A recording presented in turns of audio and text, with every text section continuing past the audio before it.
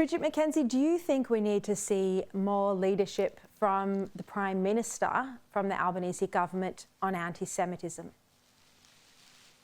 Absolutely, Shari. I think the Prime Minister could be a lot more forward-leaning about anti-Semitic behaviour. It is this appalling attack in Sydney.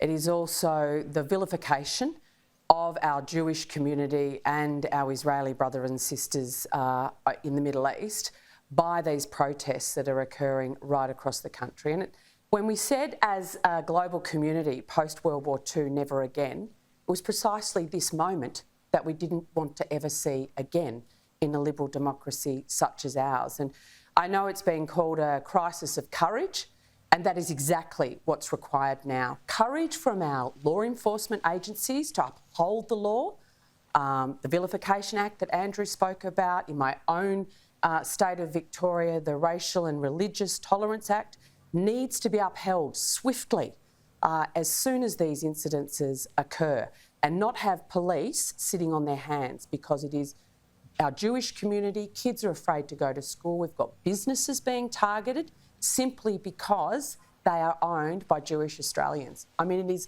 abhorrent, and we need to crack down on it with the full force of the law.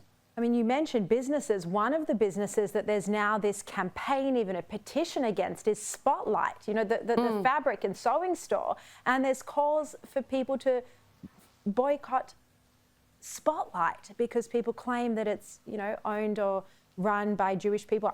I don't even know if that's true or not, but that it's outrageous that businesses are being targeted and that there's boycotts on Australian businesses. It's insane. On a related I just can't believe it's happening in our country. I really can't. So we've really got to push back as individuals and as leaders.